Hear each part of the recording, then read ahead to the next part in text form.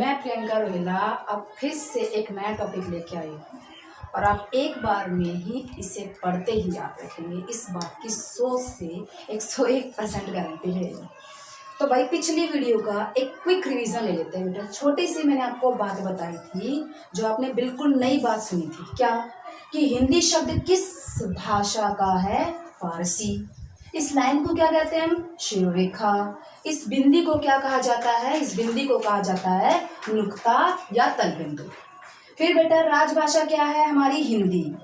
यहाँ तक हमने सीखा था और भी कुछ बातें बताई थी। आप पिछली वीडियो को रिवाइज कर लिया करो थोड़ा थोड़ा। अच्छा अब सुनो बेटा, अब मैंने आपको एक बात बताई कि राजभाषा हमारी हिंदी है और ये कौन से आर्टिकल या कह दूं अनुच्छेद कह दूं, अनुच्छेद 343 के तहत राजभाषा हिंदी घोषित की गई और लिपि क्या घोषित की गई भाई? देवनागरी। देवनागरी मानक लिपि मानी जाएगी क्योंकि इसे हमारे संविधान में अनुच्छेद 343 के तहत दर्जा मिला हुआ है। आज हम टॉपिक करने जा रहे हैं इसी से संबंधित, इसी पोर्शन से कनेक्ट होते हुए अब हम आगे बढ़ेंगे। अब लिपि का मतलब क्या है? छोटी छोटी क्लासेस में हमने कई बार ये लाइन सुनी है कि किसी भी भाषा को निर्धारित करने के लिए जो मानक चिन्ह दिए गए हैं उनको हम लिपि कहते हैं। इसकी मैं शॉर्टकट डेफिनेशन दे देती हूँ एक, कि लिपि का मतलब क्या होता है बेटा? लिपि का मतलब होता है निशान, या हम कह सकते हैं लिपि का मतलब होता है चिन्ह। एक नंबर आप अपना पक्का कर लो भाई यहाँ से कि चिन्ह नहीं होता। चिन्ह नहीं होता, क्या होता है? चिन्ह होता है। शुद्ध अशुद्ध में पूछा जाता है। यहाँ से एक बात पक्की कर देंगे भाई। अब मैंने लिपि का मतलब क्या बताया? लिपि का मतलब मैंने बताया निशान या चिन्ह। बोला जाता है, बोलने में वैसे करते हैं इसलिए तो हम इसका गलत उच्चारण करते हैं। हमारी जो हिंदी की लिपि है सभी को पता है देवनागरी। याद रखना एक वैज्ञानिक लिपि है। बहुत ही बढ़िया लिपियों में शामिल है देवनागरी लिपि। बहुत ही इंपॉर्टेंट महत्वपूर्ण क्वेश्चन कह दूंगी मैं कि देवनागरी कैसी लिपि है भाई? वैज्ञानिक लिपि।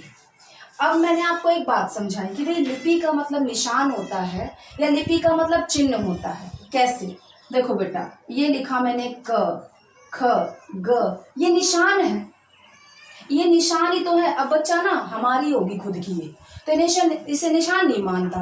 अब देखो, अगर मैंने ये लिखा भाई फारसी में प्रियंका रोहिला, ये फारसी में लिखा हुआ है। अगर आपको फारसी आती है तो कोई मुझे कमेंट करे, अगर नहीं आती तो मान लेना भाई फारसी वास्तव में नहीं है ये, मतलब कि कह सकती हूँ मैं इसी प्रकार कुछ होती है और ना ये मैंने प्रियंका रोहिला लिखा है। ऐसे अगर मैं चाइनीज लैंग्वेज में बात करूँ, मैंड्रीन जो एक लैंग्वेज है, ये लिखा है भाई मैंने चाइनीज लैंग्वेज में प्रियंका रोहिला। ये निशान ही तो है, ये असलियत में नहीं है भाई, ये निशान ही तो है। अपने तो निशान लगते नहीं हमें, मगर हाँ दूसरों के हम निशान कह देंगे भाई हाँ निशान से हैं, चिन्ह से हैं। तो बेटा किसी भी भाषा को जब लिखित रूप देना होता है, किसी भी भाषा को जब लिखित रूप देना होता है तो जो हम ये निशान से लगाते हैं, चिन्ह जिन्हें हम कहते हैं, उसी को हम क्या कहते हैं? लिपि। मेरे हिसाब से यहाँ पे आपकी एक बात क्लियर होगी कि लिपि किसे कहते हैं। अब हम आगे चलते हैं, लिपि के बारे में थोड़ा सा विस्तार से पढ़ते हैं। और बेटा ज़्यादा बड़ा टॉपिक नहीं है, ज़्यादा बड़ा टॉपिक नहीं है लिपि, छोटा सा टॉपिक है और नंबर आपका बिल्कुल पक्का करवा देगा। अब सुनो भाई, अब मैं बात करती हूँ अपनी मातृ और राजभाषा हिंदी। मातृभाषा भी हमारी हिंदी और राजभाषा भी हिंदी है। हिंदी की बात करती हूँ मैं, तो इसकी लिपि क्या है? आंसर सबको पता है, इसकी लिपि है देवनागरी। ये हिंदी की लिपि है भाई देवनागरी। बहुत महत्वपूर्ण क्वेश्चन बताऊं कि भारत में जितनी भी लिपियां हैं ना, भारत में जितनी भी लिपियां हैं उनका जन्म ब्राह्मी से हुआ है भाई। ये बात याद रखना। ये ब्राह्मी लिपि कौन सी है? इस ब्राह्मी से ही निकल के आई है भाई हमारे भारत की सारी लिपियां। ये देवनागरी का जन्म भी किससे हुआ? ब्राह्मी से। क्वेश्चन पूछा जाता है पेपर में, वेरी वेरी इंपॉर्टेंट, कि देवनागरी जो है वो कहाँ से निकली है? ब्राह्मी से।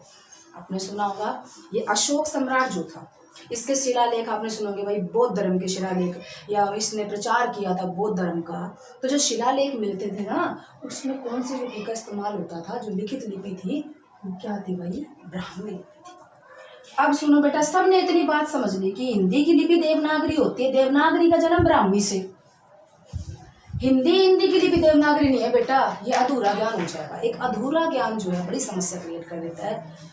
आपने देखा होगा, या जो अपनी हिंदी की लिपि है, हम इस तरह से लिखते हैं ना इसको, ये क ख ग, ये हमारी हिंदी की लिपि है।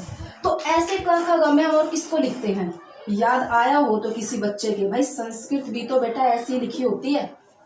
संस्कृत हो गया, हिंदी हो गया, मराठी जो महाराष्ट्र में चलती है, नेपाली नेपाल में चलने वाली, कोंकणी चलती है बेटा गोवा में।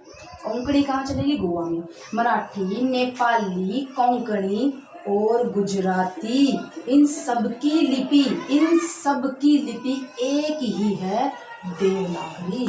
ये सारी की सारी क में लिखे जाते हैं। कितने कमाल की बात है। एक कई बार बच्चा सोचता है कि मैडम जी एक बात बताओ, मैं क्या एक भाषा की एक ही लिपि होती है? अब यहाँ से सिद्ध हो जाता है कि कई सारी भाषाओं की लिपि एक ही हो सकती है। एक लिपि में इतनी क्षमता होती है कि वो किसी भी भाषा को लिखने में सक्षम होती है। फॉर एग्जाम्पल, अब हमारी देवनागरी लिपि है, अब मैं उर्दू या फारसी का शब्द बोलूं बाशिंदे, वो अपने में इस तरह करके लिखते होंगे बाशिंदे। हमसे कोई कहे देवनागरी में लिख के दिखाओ, भाई हम क्या लिख नहीं सकते बच्चों? ये लिख दिया मैंने, बाशिंदे ये लिख दिया मैंने। उनके में अब्दुल लिखते हैं, तो ऐसे करके लिखेंगे अब्दुल। क्या मैं अपनी हिंदी यानी मेरी जो देवनागरी लिपि है उसमें लिख नहीं सकती? लिख सकती है। सबसे बड़ा एग्जाम्पल जो आपने प्रैक्टिकल जीवन में इस्तेमाल करते हो, व्हाट्सएप सभी यूज करते हो। व्हाट्सएप के नाम से लोग खुश हो जाते हैं बहुत। व्हाट्सएप सभी यूज करते हैं। एक बात बताओ, उसमें क्या चल रहा है? लिख रहे हो आप इंग्लिश, भाषा कौन सी है वो? अपनी हिंदी।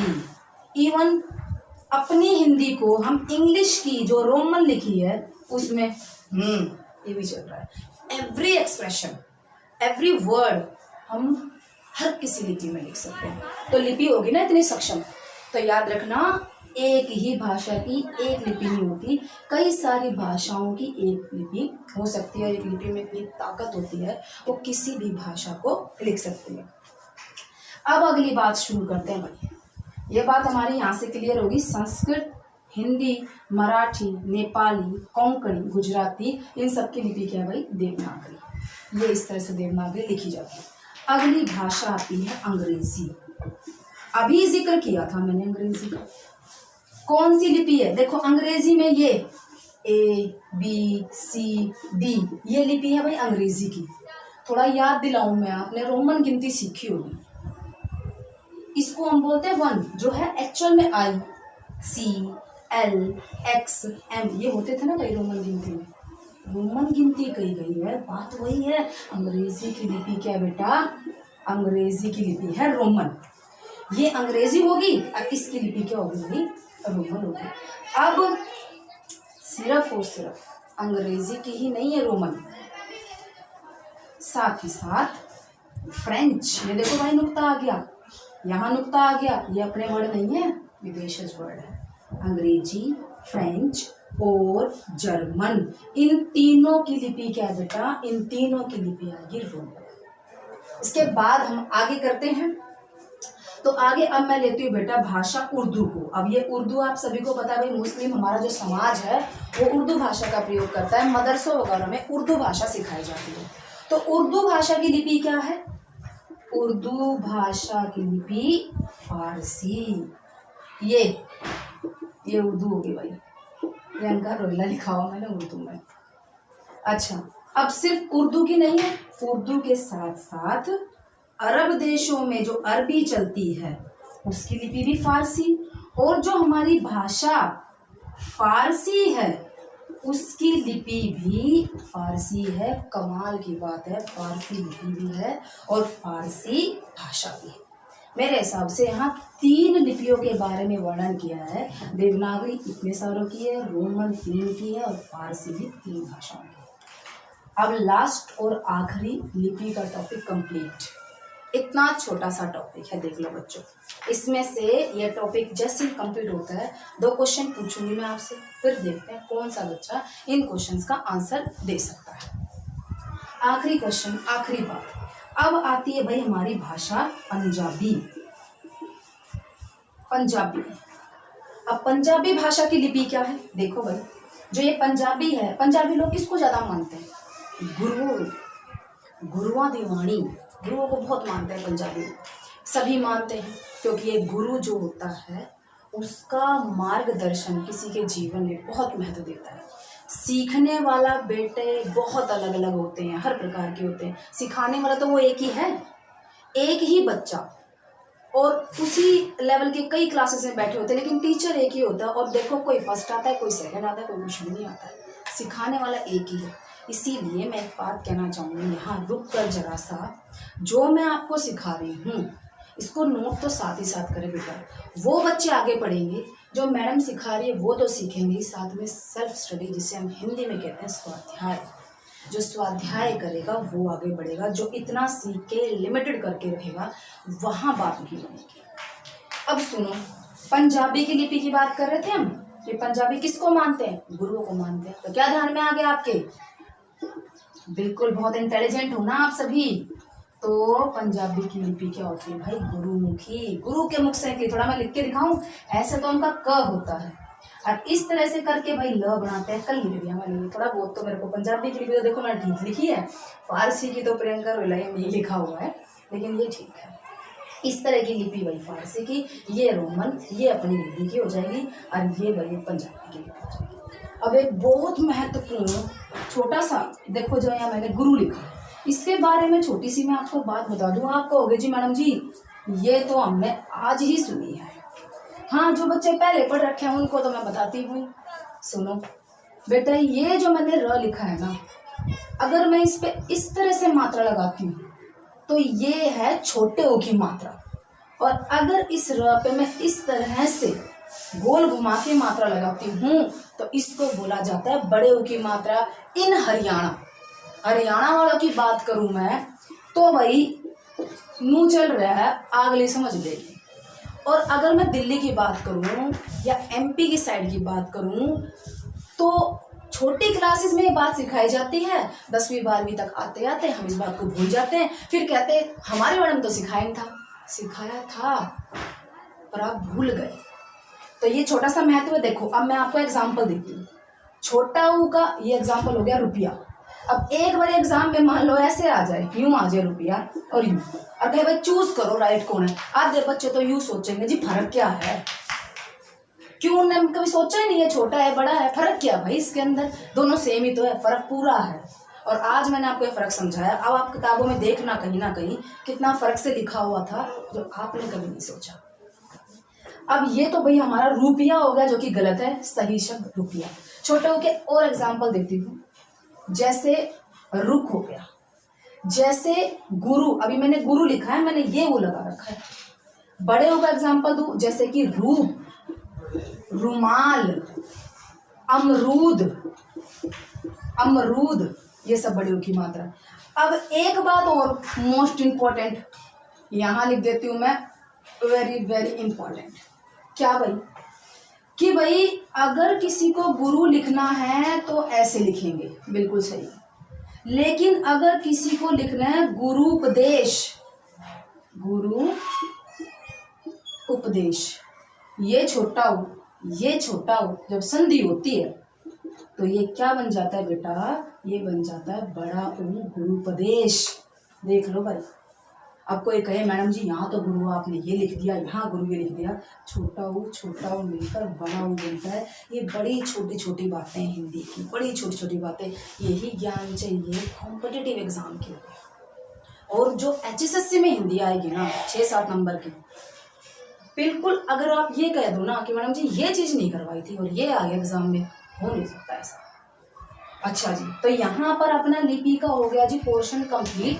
4 लिपि बताई मैंने, देवनागरी, रोमन, फारसी और गुरुमुखी। और मेरे ख्याल से अभी तक ये बात सबके क्लियर होती है। अच्छा भाई, अब अगर किसी की लिपि समझ में आ गई है तो तैयार हो जाओ और जरा मुझे 2 क्वेश्चंस के उत्तर देने हैं। 2 क्वेश्चंस पूछूंगी मैं आपके, जिसने उत्तर दिए समझ लो भाई लिपि उसकी होगी पूरी। एक तो ये पूछते पेपर में और एक इससे अलावा क्या पूछते। सुनो भाई, मैंने लिखा, क्वेश्चन आया कि जो ये देवनागरी लिपि है, जो ये देवनागरी लिपि है, देवनागरी ये लिपि कैसी है, ये क्वेश्चन है भाई, कैसी है। मैं ऑप्शन देती हूँ आपको, संकेतात्मक है, अक्षरात्मक है, चित्रात्मक है, चित्रात्मक है, या भाई कोई नहीं है। अब इसका मुझे आप जवाब दे दो बेटा, फटाफट सोचो और फटाफट उत्तर दो। उत्तर देने वाले को मिलेगा इनाम, और वो इनाम रहेगा सरप्राइज, ठीक है। वो अभी नहीं बताऊंगी मैं क्या इनाम मिलेगा। तो वही देवनागरी लिपि जो है वो संकेतात्मक है, अक्षरात्मक है, चित्रात्मक है। चित्रात्मक है कोई नहीं, बिल्कुल सही जवाब। मुझे पता चल गया आप सभी इंटेलिजेंट हो और आप सभी ने इसका उत्तर दिया भाई अक्षरात्मक। भाई सुन गई मेरे को आवाज, रियलिटी में आवाज आई है मेरे कानों तक। अक्षरात्मक क्योंकि हमारे तो भाई ये अक्षर हैं, ये क ख ग ये हमारे अक्षर हैं। संकेत वाली कैसी लैंग्वेज होती है, जैसे कि देखो मैंने ऐसे करके एरो बना दिया, ये संकेतात्मक लैंग्वेज है भाई, इस तरफ जाना है। चित्र वाली कैसे होगी भाई, कोई चित्र बना रखा भाई, एक लड़की जा रही है या कोई एक इंसान खड़ा हुआ है, हाथी जा रहे हैं, एक सेना सी बना रखी है, भाला लेके जा रहे हैं, वो होती है भाई चित्र से बने होते हैं चित्रात्मक। एक क्वेश्चन जी पक्का, 1 नंबर आपको मिल गया, सरप्राइज मिलेगा आपको। दूसरा क्वेश्चन, दूसरा क्वेश्चन, कौन सी लिपि दाएं से बाएं की ओर चलती है? कौन सी लिपि दाएं से बाएं की ओर चलती है? पहला ऑप्शन देवनागरी, फटाफट सोच लो आंसर में इसका। दूसरा जो ऑप्शन है वो है जी फारसी। तीसरा ऑप्शन है बेटा रोमन, और चौथा ऑप्शन दे देती हूँ मैं आपको गुरुमुखी। गुरुमुखी किसकी थी, बोलो जरा एक बार मुंह से फटाफट। पंजाबी की थी, बहुत अच्छी बात है। अब इन चारों में से बताओ भाई कौन सी लिपि दाएं से बाएं जाएगी। थोड़ा क्लियर करूं, ये हमारी कॉपी है, इस तरफ हम लाइन डालते हैं, ऐसे ऐसे मिलती है कॉपी, यहाँ डेट डलती है और यहाँ से हम अपना लिखना शुरू कर देते हैं। ये मेरा उल्टा हाथ है तो इसे हम बोलते हैं भाई बाएं, ये सीधा हाथ है तो इसे हम बोलते हैं दाएं। तो बाएं से दाएं ऐसे जाने वाली लिपि कौन सी होगी? देवनागरी भाई ऐसे जाती है, रोमन ऐसे जाती है, एबीसीडी ऐसे जाती है, गुरुमुखी क वगैरह इस तरह से जाते हैं। तो इसने पूछा दाएं से बाएं उल्टी, यानी कि यहां से कौन सी आ रही है? फारसी। भाषा कह दो तो मैं उर्दू दूंगी आंसर, और लिपि पूछ ले तो मेरे से मैं क्या उत्तर दूंगी बेटा? फारसी। आपको मैं बताऊं फारसी या जो ये मुस्लिम लोग होते हैं जब उर्दू बच्चों को सिखाते हैं ना, ऐसे कॉपी इनकी होती है, इधर लाइन होती है, यहाँ डेट होती है और यहाँ से करके लिखते हैं भाई उर्दू में फलान दिगर जो भी है, ऐसे चलती है। तो ये कैसे आई बेटा? ये आई ऐसे। ये 2 क्वेश्चन आपके बिल्कुल बढ़िया पक्के हो गए, जो क्वेश्चन मतलब टॉपिक करवाने से अलग पूछे जाते, उस टॉपिक से अलग। यहाँ लिपि का पोर्शन बिल्कुल होता है जी कंप्लीट, इससे बाहर क्वेश्चन लिपि में मिलेगा नहीं। एक छोटी सी बात और बता दूं मैं लिपि से ही, मैंने आपको बताया था भारत की सारी लिपि जो है वो ब्राह्मी से निकली है, यानी कि जो देवनागरी है उसका जन्म तो हुआ है जी ब्राह्मी से। अभी आपने थोड़ी देर पहले ही इस बात को पढ़ा था। एक हमें और मिलता है कि जो ये फारसी लिपि है ना, फारसी लिपि जो है इसका जन्म किससे हुआ भाई? इसका जन्म हुआ है खरोष्टी से। मतलब फूट जाए किस्मत जब आता है भाई, ये क्वेश्चन बहुत ही कम पूछा जाता है, क्या पता आ जाए, इसलिए मैंने इसको आपको लिखा। लिपि का पोर्शन कंप्लीट। अब 2 क्वेश्चन धमाकेदार हिंदी के बारे में, हिंदी पर हमें गर्व हो जाएगा। 2 क्वेश्चन इतने बढ़िया, मैं कहूँ लिपि यहाँ कंप्लीट है बेटा। 2 क्वेश्चन ऐसे कि 2 बातें ऐसी कि हिंदी पर आपको गर्व हो जाएगा। पहली बात कि विश्व पूरी दुनिया, विश्व की एकमात्र भाषा ये जो अपनी हिंदी है, ये कैसी भाषा है भाई?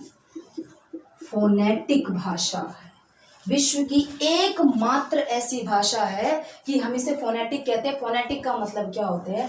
फोनेटिक का मतलब जैसा हम उच्चारण करते हैं वैसा ही लिखते हैं। ये क्वालिटी जो ये इंग्लिश इंटरनेशनल लैंग्वेज बनी हुई है उसमें भी नहीं है। एग्जाम्पल देखो भाई, ये लिखा मैंने KNIFE, जो पढ़ा लिखा है वो तो इसको नाइफ पढ़ेगा, लेकिन भाई जो नहीं पढ़ा लिखा, जो सीखेगा इंग्लिश, वो क्या पढ़ेगा? कनाइफ।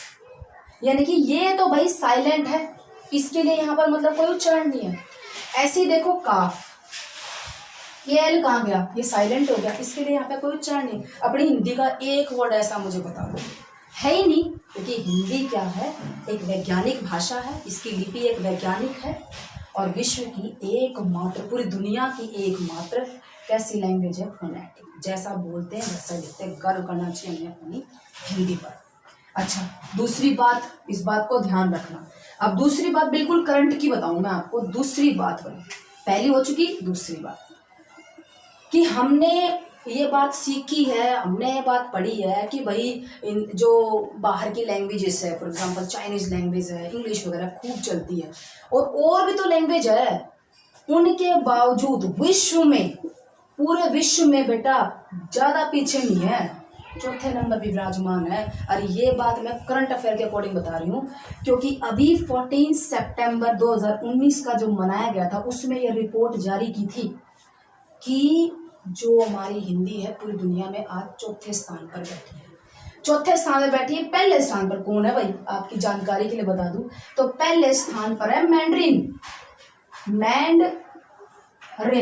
मैंड्रिन लैंग्वेज है भाई चौथे, पहले स्थान पे। मैंड्रिन कहाँ की लैंग्वेज है? मैंड्रिन चाइना की लैंग्वेज है। क्यों फैली हुई है? चाइनीज सामान है भाई। आपको पता है सारी इलेक्ट्रॉनिक चीजें चाइना से आ रही है।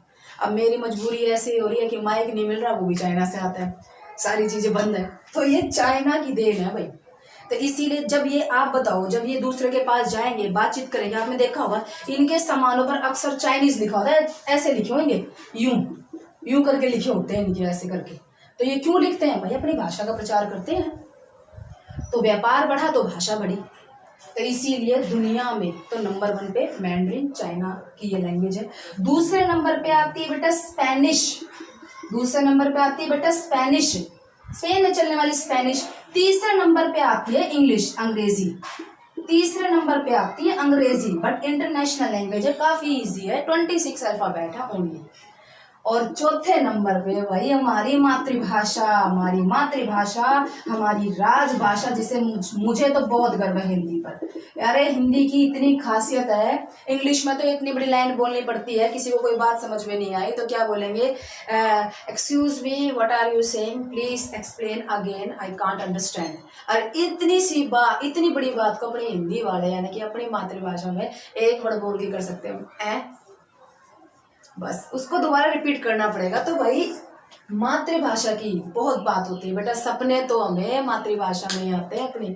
लड़ाई झगड़ा हो जाए, किसी से गुस्सा आ जाए, ज्यादा प्रेम है किसी से, कुछ भी हो जाए, उस वक्त सिर्फ मातृभाषा निकलती, दूसरी लैंग्वेज नहीं निकलती। तो गर्व करो अपनी भाषा पर, ये पूरी दुनिया में चौथे नंबर पे विराजमान है और पूरे विश्व की एकमात्र फोनेटिक लैंग्वेज है। यहाँ मेरी क्लास बिल्कुल पूरी होती है। आपके लिए क्वेश्चन छोड़ के जा रही हूँ कि जिसने इस क्वेश्चन का उत्तर दिया उसे मिलेगा इनाम। बच्चे इनाम के चक्कर में भैया सच में क्लासेस में भी जब तक मैं यूँ बोलूँगी भाई आंसर दे दो, कोई नहीं सुनता। जैसे ही बोलूँगी भाई क्वेश्चन का आंसर मिलते के साथ ही 10 रुपये मिलेंगे, 10 रुपये के पीछे उत्तर फटाफट कटाकट आते हैं, मतलब यूँ आंखें से खुल जाती है कि चीज क्या है, पैसा सब कुछ इसी के लिए तो किया जा रहा है। तो भाई मेरा क्वेश्चन, उत्तर देने वाले को इनाम मिलेगा। और क्वेश्चन क्या रहेगा? क्वेश्चन है भाई विश्व हिंदी दिवस।